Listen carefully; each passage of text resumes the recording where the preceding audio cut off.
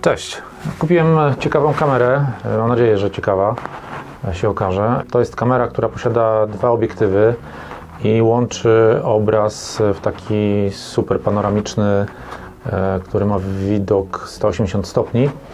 Co tutaj możemy się dowiedzieć z pudełka, co ma ciekawego? Zobaczcie, tak to wygląda. No więc tak, kamera posiada właśnie super szerokokątne widzenie 180 stopni. No, format to jest 32:9. Połączenie przez Wi-Fi 2,4 GHz. Oczywiście pewnie będzie można ją podłączyć też kablem LAN.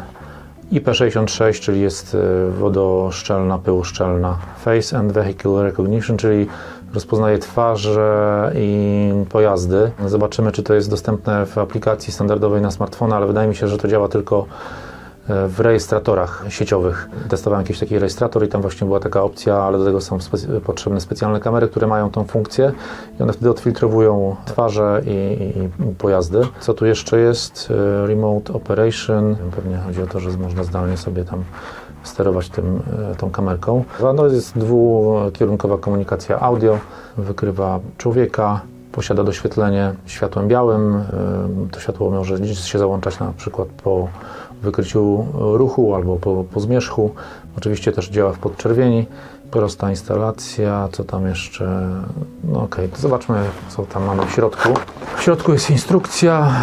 Obsługiwana kamerka jest przez aplikację ICC. Bardzo lubię tą aplikację. Generalnie kamery, które współpracują z tą aplikacją, z tego co zauważyłem, to są najmniej problemowe. One obsługują te standardowe protokoły, które są później obsługiwane przez inne aplikacje albo rejestratory, także z nimi większego problemu nie ma. Kilka kamer już testowałem na moim kanale, które działają pod tą aplikacją. Instrukcja jest w języku angielskim, ale tutaj akurat myślę, że nie będzie problemu z instalacją, z połączeniem z aplikacją. Za chwilę pokażę, jak to się odbywa. W środku mamy jeszcze co? Mamy zasilacz 12V, 2 ampery, dławica do uszczelnienia kabla LAN. Gdybyśmy połączali to na zewnątrz kablem LAN, to możemy sobie taką dławicę założyć, która nam zabezpieczy złącze. Zestaw kołków montażowych standardowo. No i kamera. Kamera dosyć duża. Mamy dwie anteny. Tu jest złącze LAN, zasilanie. No i tutaj mamy dwa obiektywy. Jeden jest tutaj, drugi jest tutaj. Tutaj mamy mikrofon wbudowany. Tutaj mamy głośnik zapewne.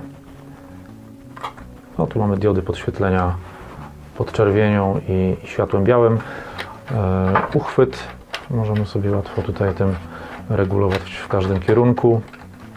No dobra, założymy sobie może kartę pamięci najpierw.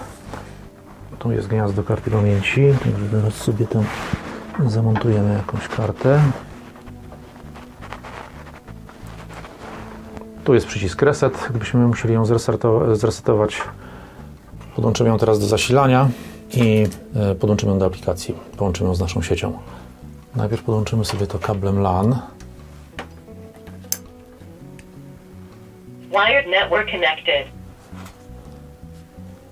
有线网络也连接. I zobaczymy, jak aplikacja wyszuka kamerę. Dobra, dodajemy.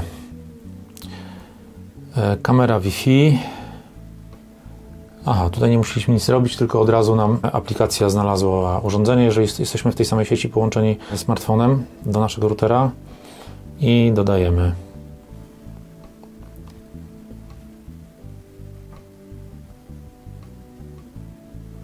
Jest dodana.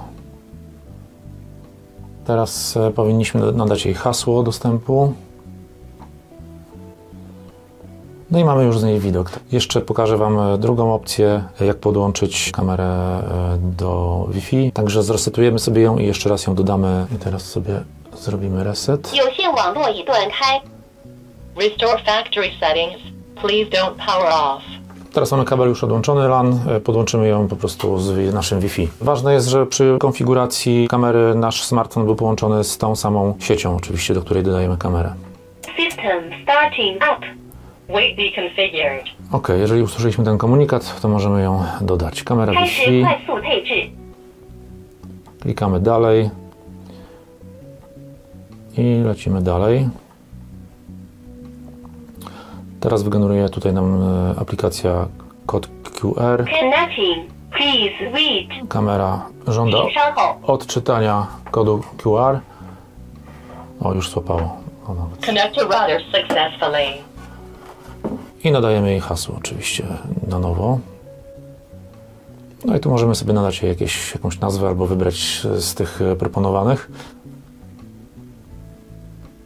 No tutaj mamy takie wstępne ustawienia, możemy wybrać regularny zapis, ciągły. Wtedy najstarsze nagrania będą nadpisywane, albo tutaj mamy drugą opcję nagrywania tylko z wykrycia ruchu. Magazyn w chmurze, oczywiście możemy sobie wykupić taką opcję. Klikamy dalej. No i w tej chwili już mamy kamerę tutaj dodaną. To są jeszcze pozostałe moje kamery, których używam. Możemy sobie podejrzeć, ale to zrobimy już, jak kamerę zamontuję na zewnątrz. Wtedy przejrzymy sobie wszystkie ustawienia tej kamery. Na tą chwilę to tyle i idę zamontować kamerę. Zobaczcie, tu jest mój cały dobytek, który ta kamera właśnie ma obserwować, czyli 180 stopni. Będziemy mieli widok tutaj pewnie odtąd i dotąd, gdzieś pewnie do końca domu. Zobaczymy, jak to będzie wyglądało później na kadrze. No w tej szopce tutaj narzędzia, obok po prawej w tej chwili tam też jakieś graty, latem tam stoją rowery. Po lewej mamy tutaj składowisko opału, peletu, także jest co tutaj chronić. Zamontuję sobie to w tym miejscu obok tej lampy. Tą lampę sobie później pewnie zdemontuję. Zobaczę jeszcze, jak ta kamera będzie doświetlać mi tutaj ten cały teren, czy nie będzie za słaba, ale wydaje mi się, że powinna dać radę. Może nawet lepiej będzie świeciła niż ta lampa zmierzchowa. Ok, to teraz sobie ją tutaj przykręcimy, no i pójdziemy testować.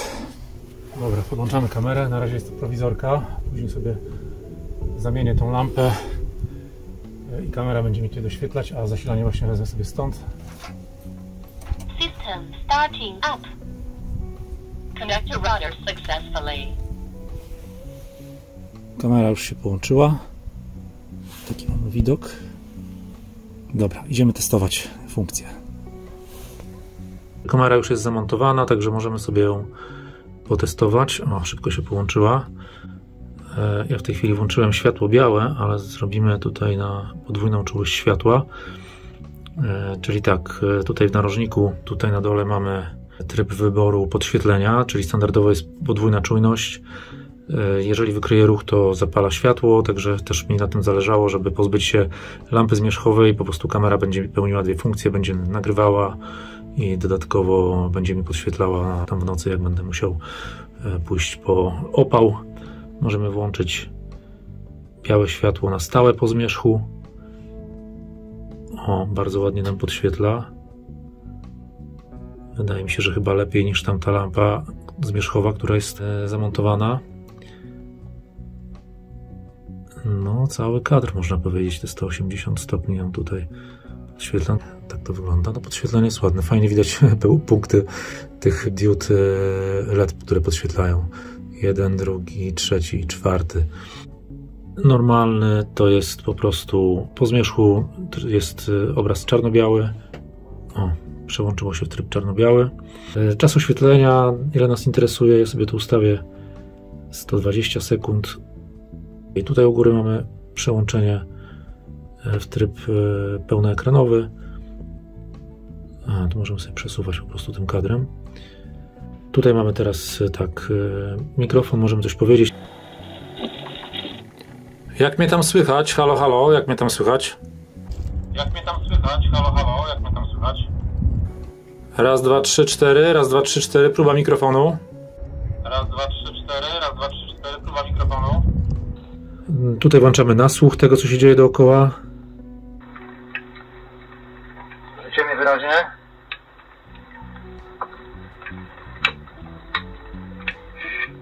To nie chcę nagrywać tylko.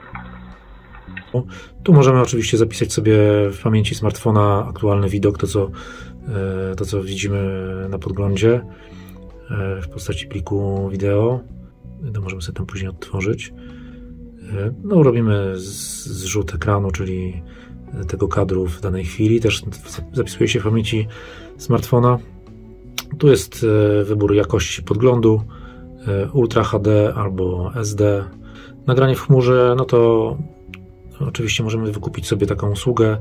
Jest tutaj darmowy jakiś tam okres, bodajże miesiąca chyba.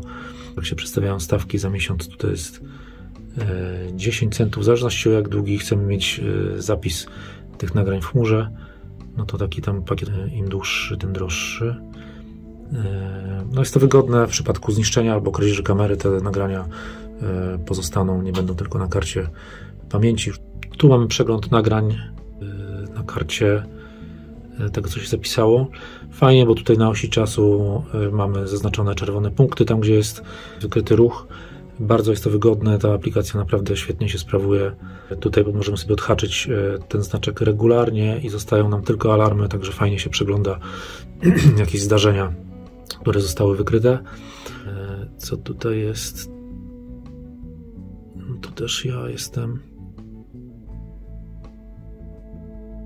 No od razu na wejściu wykryło ruch i zapisało.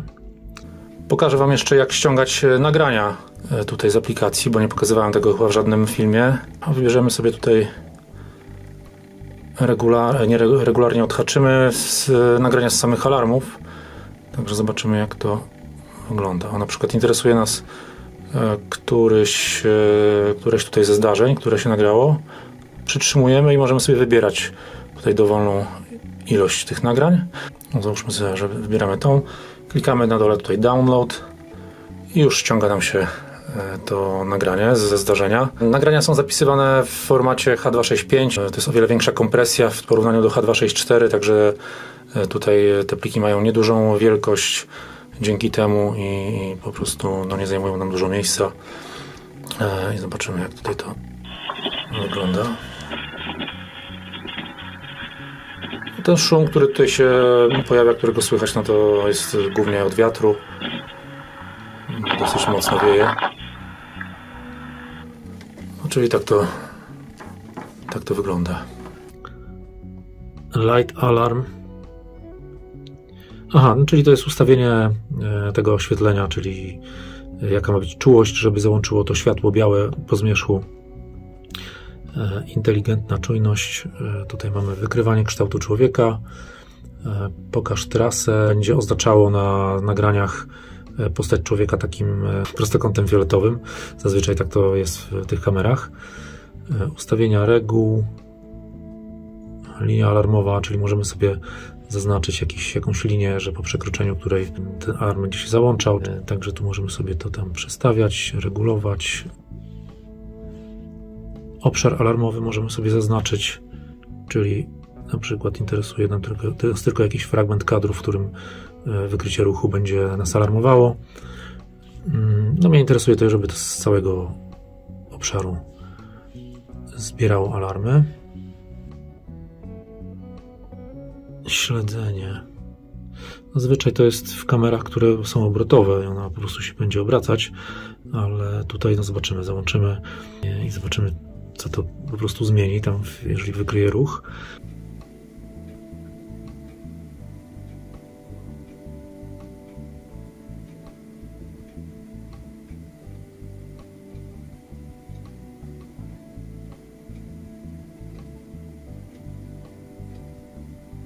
Tu w przypadku śledzenia widzieliście, że aplikacja kadruje postać, która się tam porusza.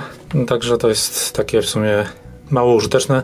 Samo nagranie i tak się nagrywa w pełnym formacie, natomiast przy podglądzie w aplikacji po prostu nam tutaj się przybliża na postać, która się pojawia w kadrze. No i takie zaawansowane ustawienia. Możemy sobie tam włączyć, wyłączyć dźwięk. Nadajemy nazwę urządzenia, język urządzenia, no może nie chiński, ale angielski, głośność dźwięków jest na połowie, zostawimy domyślnie na razie. Zarządzanie hasłami, czyli możemy sobie zmienić hasło aktualne, które mamy do kamery. Zarządzanie pamięcią masową, no to mamy oczywiście, możemy sobie sformatować kartę. standardem jest zastępowanie najstarszych nagrań nowymi nagraniami. Można też zaznaczyć stop, czyli po pełnej pamięci kamera przestanie nagrywać. Ustawienia nagrywania. No, czy chcemy, żeby nagrywało, czy nie? Oczywiście, że chcemy. Tu jest czas nagrania, czyli jakiej długości mają być pliki. Maksymalnie można ustawić 120 minut, minimalnie 5. Wygodniej się przegląda 5-minutowe pliki, także zostawiam. Wyłączenie dźwięku nagrywania. Jakość zapisu. Inteligentny alarm, no to są tutaj wszystkie rzeczy związane z wykryciem ruchu. Wykrywanie kształtu człowieka, co ma zrobić po wykryciu, czyli robi zrzut, nagrywa film z tym zdarzeniem i załącza światło. Możemy też włączyć syrenę dźwiękową.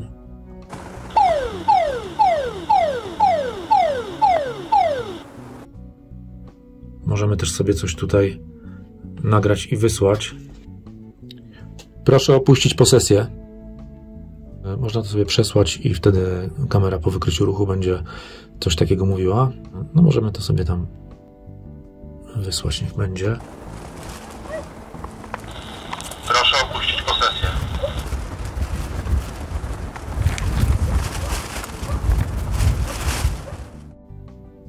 Dobra. Alarm push, aktywuj powiadomienia push na telefon, czyli będziemy dostawali powiadomienia z wykrycia ruchu. No tu jeszcze możemy ustawić sobie jakieś dodatkowe ustawienia, no to przenosi nas do ustawień powiadomień z aplikacji. Inne ustawienia, pokaż trasę wykrywania kształtu człowieka. No tu się powtarzają niektóre te ustawienia, bo ustawienia reguł już mieliśmy, obszar alarmowy, linię alarmową. Interwał alarmu standardowo jest 10 sekund, maksymalnie jest 30 minut. Chodzi o czas, który ma odczekać na ponowne zgłoszenie o wykryciu alarmu. Czas alarmu, no to możemy sobie ustawić pewnie jakiś harmonogram, kiedy ma nam wykrywać zdarzenia, kiedy nie, ale no, mi zależy na tym, żeby przez cały dzień wykrywało. Czułość tego wykrywania ruchu, wysoki, średni, niski, inteligentny, ale mam tutaj ogarnięte ustawienia sieci, no to możemy sobie się przyłączyć, na przykład połączyć kamerę z jakąś inną siecią Wi-Fi.